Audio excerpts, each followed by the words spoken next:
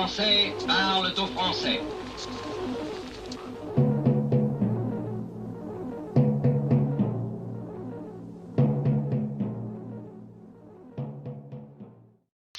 Bonjour à tous, aujourd'hui on va parler de Carrefour. Vous allez comprendre, depuis les événements du Hamas en Israël, les territoires occupés, Gaza, il y a un boycott de Carrefour.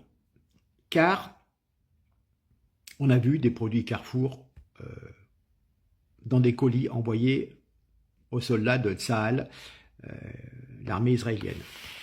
Bien. Je ne pense pas sincèrement que ce soit Carrefour France qui a envoyé ces colis, mais il faut savoir qu'en mars 2022, Carrefour, cherchant, si vous voulez, un chiffre d'affaires à l'international, a fait un partenariat de franchise avec un groupe israélien qui s'appelle Electra Consumer Product et sa filiale Yenot Bitan. Une cinquantaine de supermarchés, je pense, siglés Carrefour, ont été installés en Israël et dans certains territoires occupés, qui sont des territoires, parfois des colonies, qu'on appelle des colonies israéliennes illégales. C'est tout. Donc, voyant des photos de soldats israéliens avec des produits siglés Carrefour, la communauté arabo-musulmane a décidé de boycotter. Il y a eu des appels au boycott de tous les hypermarchés, supermarchés Carrefour, et beaucoup de gens musulmans ne vont plus se servir là-bas, et donc il y a quand même une baisse importante de chiffre d'affaires à cause de ces photos de soldats israéliens et le fait aussi de l'implantation de magasins dans les territoires, dans les colonies légales. Voilà. Alors, Carrefour a bien dit, le groupe n'exerce aucune activité en Israël puisque c'est un contrat de franchise avec une entreprise indépendante. Évidemment, si l'entreprise de franchise israélienne a offert des colis aux soldats israéliens, malheureusement, il y avait les sigles Carrefour. Hein. Voilà. Hein. Et puis, à première vue, dans le contrat de franchise, ce contrat de franchise exclut la présence de magasins dans les territoires occupés. Après, le franchiseur, la société Yenot Bitan, il a peut-être un petit peu poussé un peu loin ses magasins. Bref, voilà. Hein. D'après ce que Carrefour dit, dans tout le Moyen-Orient, nos partenaires franchisés partagent un même principe de neutralité politique et apportent leur soutien aux populations civiles, y compris à Gaza et à travers le Croissant Rouge. C'est ce que dit Carrefour. Voilà. Bon, maintenant, je vais vous passer une vidéo d'une youtubeuse qui recherche toujours les bonnes affaires et qui visite un magasin Carrefour en région parisienne et on voit des abayas. Alors, c'est pas marqué abaya, c'est marqué Robe Studio Ness Paris. Et ça vaut 14 € et des poussières. Et donc, il semblerait qu'il y ait également des tapis de prière à la vente, d'après ce que certains commentaires sous cette vidéo. Voilà. Du coup, les musulmans, c'était fait un petit peu pour attraper l'électorat musulman, pour leur dire, voyez, on vous met des abayas, on vous met des tapis de prière, revenez chez nous, etc. Bon. Du coup, les musulmans reviennent toujours pas à Carrefour, chez Carrefour. Et puis les Gaulois, les Français de souche, voyant que Carrefour vend des produits, de plus en plus de produits orientaux, spécial Ramadan, etc., plus ces abayas, et bien évidemment, eux non plus, vont plus aller à Carrefour. Voilà, donc je vous laisse passer cette petite vidéo. Sachez que vous avez les informations. À très bientôt, au revoir. La team Fafa, je suis choquée. Carrefour vend des habayas. Je répète, Carrefour vend des habayas. Oh là là! On m'a dit Fafa, Carrefour vend des habayas. J'ai dit, je n'y crois pas. Et donc, je suis partie vérifier pour vous. Et force est de constater qu'ils en vendent bien. N'attrapez même pas ma veste. Parce qu'ici, quand j'ai des bons plans, je vous partage. Mais quand les plans sont mauvais ou choquants, je vous les partage aussi. C'est pour ça que je vous dis abonnez-vous. Déjà 14,99 à ce prix-là, vous en avez 3 au marché. Donc, c'est pas un bon plan. Après les tapis de prière, les Corans, maintenant c'est les habayas. Et le plus choquant, ce sont des habayas avec un voile intégré. Ce sont pas des habayas simples, hein.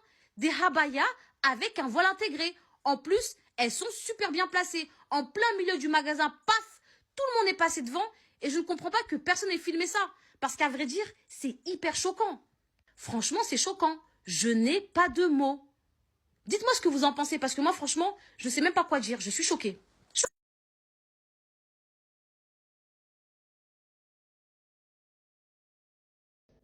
Bonjour à tous, bonjour TikTok. Soyez fiers d'être des amateurs, avait dit Macron il y a quelques années. Les amateurs sont au gouvernement, on en voit les résultats, notamment sur la dette et sur l'insécurité. Regardez Prisca Thévenot qui dit tout et son contraire en l'espace de quelques minutes. Regardez. Pu mettre un arrêt à une tentative de passage à l'acte. Car oui, il y a des tentatives de passage à l'acte et grâce à la mobilisation de ces hommes et de ces femmes au quotidien, nous pouvons éviter des drames. Ce passage à l'acte a été évité le week-end dernier. 45 attentats ont été déjoués depuis 2017. Je pense qu'il est aussi important de le rappeler pour rappeler que l'État se tient partout, mobilisé, mais également, vous l'aurez compris.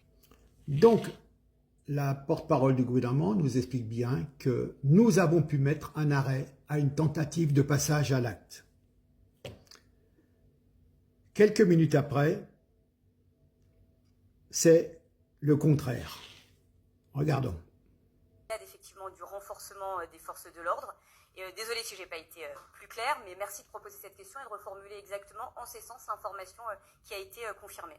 Donc il n'y a pas eu d'attentat. Précisément non, ça a été rappelé. Non, ça a été rappelé ce week-end qu'il y en a eu un déjoué au début du mois. D'accord. 2 mars, parce que là nous sommes au mois d'avril, donc comme ça vous n'avez pas une autre. Mais merci.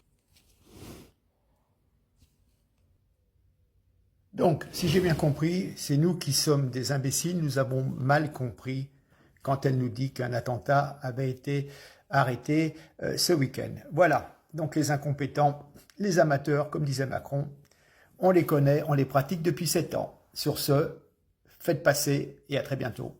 Au revoir. Bonjour TikTok.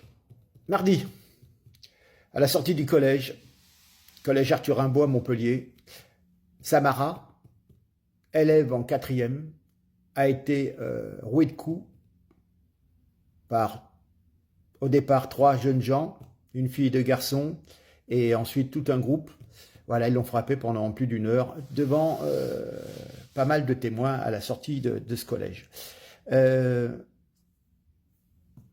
Son tort, si vous voulez, c'est simplement de ne pas porter de voile, et donc c'est une pute, c'est une traître à la cause algérienne, si on peut dire. Voilà.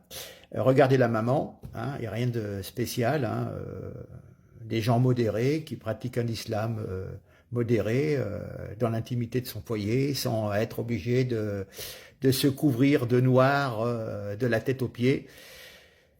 Regardez, vous verrez que sur le côté, on voit effectivement des jeunes filles tout en noir, on se croirait en Afghanistan. D'ailleurs, qu'elles y aillent en Afghanistan, si ça leur plaît pas, la France. Regardez le témoignage de la maman. Je peux reconfirmer avec elle certains points par rapport à sur ce que je ne savais pas. Et c'est vrai que elle m'explique elle est juste sortie du collège pour prendre le bus scolaire. Et à partir de là, il y a trois jeunes filles qui l'ont attrapée par le bras et qui l'ont qui l'ont empêché de prendre son bus pour rentrer à la maison. Et qui l'ont dirigé de force vers le groupe de jeunes qui l'attendaient pour la frapper. Un groupe de jeunes, alors on va préciser, pour l'instant le procureur dit qu'elle a été frappée par 3 individus, mais que des investigations se poursuivent afin d'identifier d'autres mises en cause. Vous vous dites, et c'est ce qu'elle vous raconte, qu'il y avait plusieurs adolescents. Oui, en fait, vraiment, ça ce sont les principaux principales personnes qui lui ont porté les coups les plus virulents, mais moi j'en ai dénombré entre 20 et 30 personnes qui étaient présentes. À un moment j'ai récupéré ma fiche, j'ai vu un groupe vraiment important et qui est en train de se disperser. Elle me confirme qu'elle tremblait, qu'elle était dans tous ses états, elle avait peur et puis c'était en train de la tirer elle a été attrapée par les cheveux, pour vraiment se diriger vers ce groupe. Et il y avait... Voilà, donc cette dame, Hasiba Radjoul, voilà, hein, donc la maman de Samara. Des gens ordinaires, sans problème, et il semblerait que depuis 3 ans, dans cet établissement scolaire, qui est proche d'une banlieue très banlieue, si on peut dire, hein, où les gens sont dans un intégrisme ravageur et qui se plaignent de la France, bien entendu, mais qui y vivent et qui en profitent. Voilà. Après, vous allez dire, ah ouais, il y a des méchants fachos, mais qui sème la haine? On ne demande rien. Laissez ces jeunes étudier tranquillement. Chacun peut percevoir la religion comme il l'entend. Mais aller tabasser une gamine, la mettre dans le coma, parce que elle n'est pas voilée. Non mais attendez, c'est quoi? Bref. Donc voilà. Donc après, vous étonnez qu'il y a un ressentiment envers la communauté maghrébine. Mais ça, c'est tous les jours. Là, on en parle parce que, bon, Europe 1, CNews en ont parlé et les autres ont un peu suivi. Mais c'est tous les jours. Tous les jours. Tous les jours. Même des gamins de 7 ans font des clans et vont dire à des chrétiens, toi, tu iras en enfer parce que tu manges du cochon. C'est ce qu'on a dit à ma petite fille. Moins de 8 ans. Il y a des clans dans l'école, il y a les frères et les sœurs, hein, ceux qui sont musulmans, et puis il y a les autres. Voilà. Hein, donc, tout jeune, et voilà. Que font les parents? Ils touchent les allocs. C'est tout. Allez, bon vent.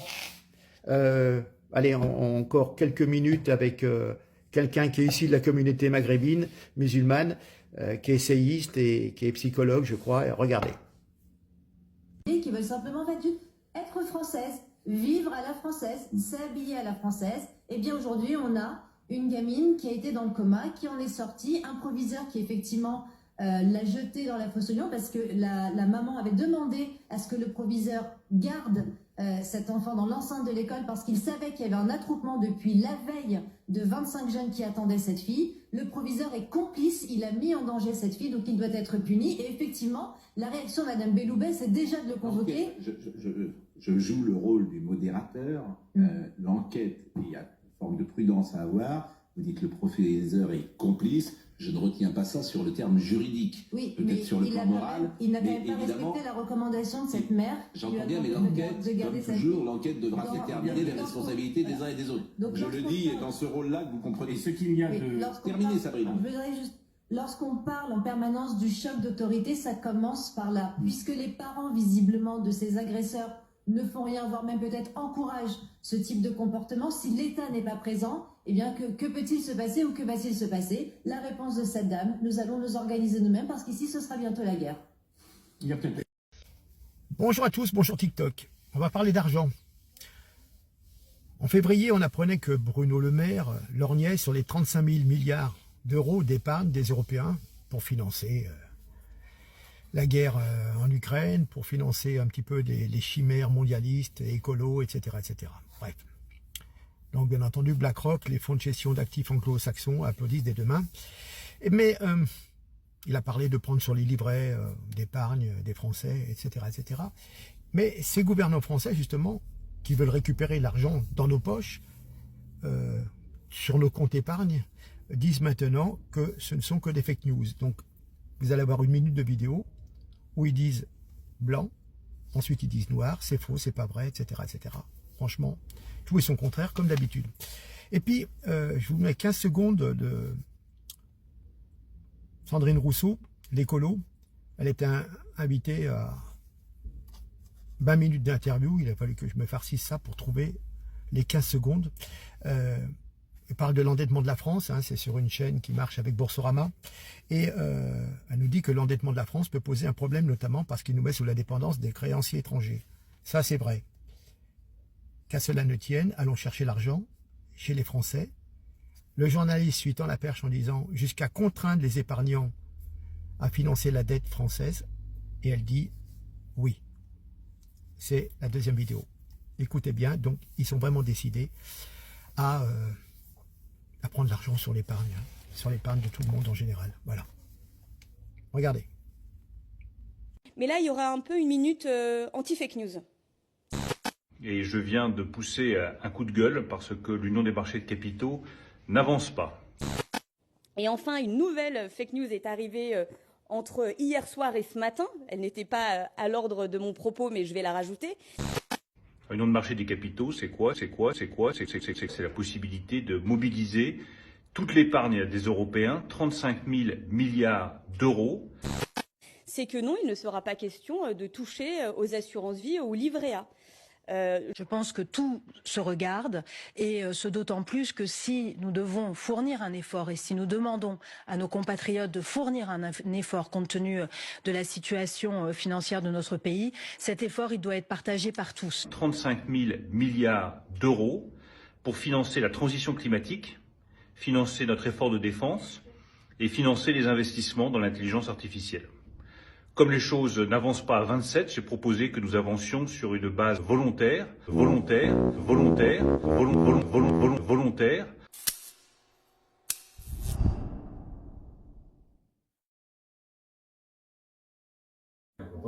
mais on pourrait très bien. La France est un des pays où il y a une épargne qui nous permettrait très bien de reprendre la main sur notre dette. Aujourd'hui, ça n'est pas. Contraindre les épargnants. Totalement, absolument. Et la deuxième chose, c'est que. Bonjour à tous, bonjour TikTok. Je vais vous parler d'économie, Bruno Le Maire.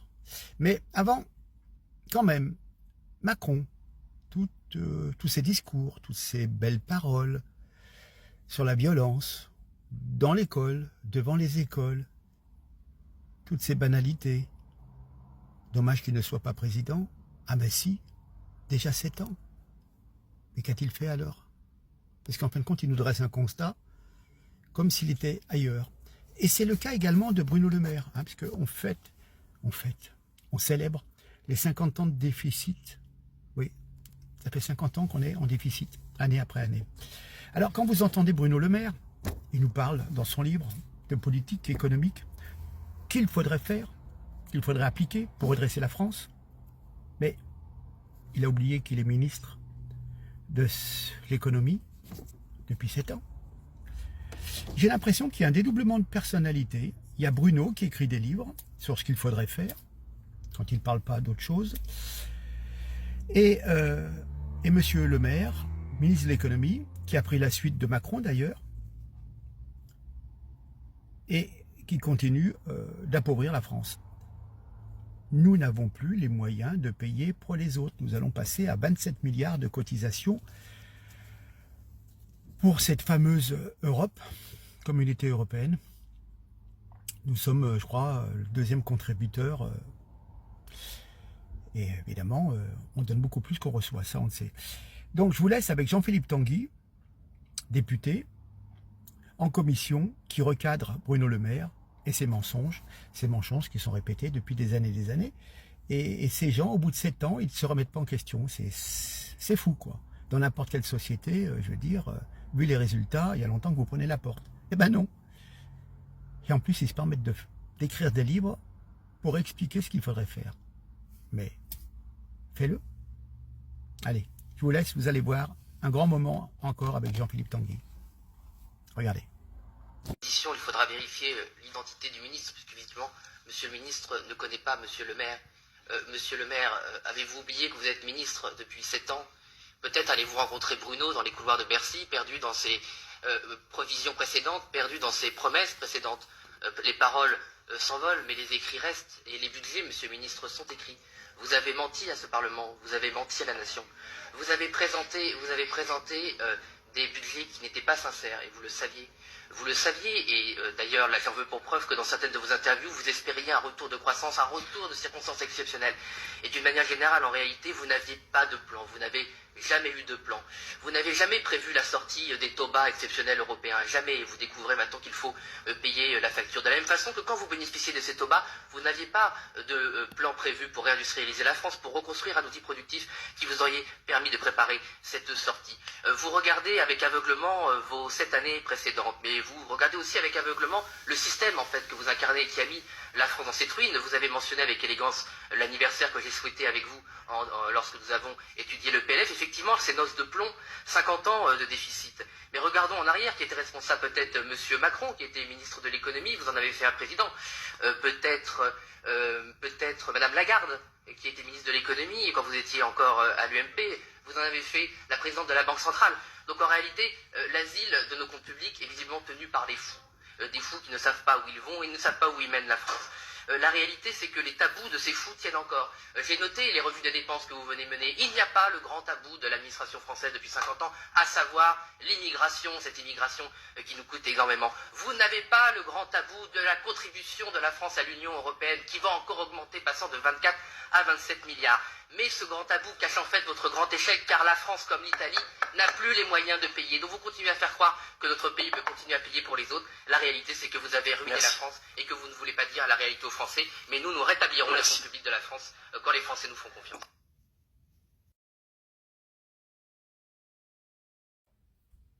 La dernière blague en cours. L'Arabie Saoudite à la tête de la Commission de l'ONU pour les droits des femmes. Effectivement, le royaume saoudien a été désigné pour présider la commission onusienne pour les droits des femmes. Elle est membre de cette commission depuis 2017, c'était déjà un événement. Ouais. Bien entendu, malgré de nombreuses réformes pour améliorer la situation des femmes, l'Arabie Saoudite compte toujours parmi les pays les moins bien classés en matière d'égalité des droits entre les sexes. On est bien d'accord.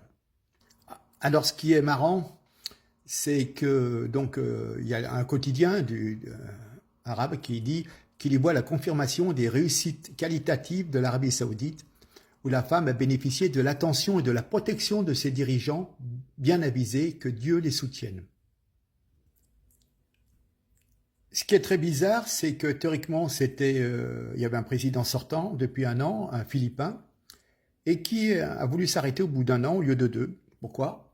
Et il a demandé aux 45 membres de la commission s'ils avaient des objections et qu'ils proposaient donc le candidat saoudien.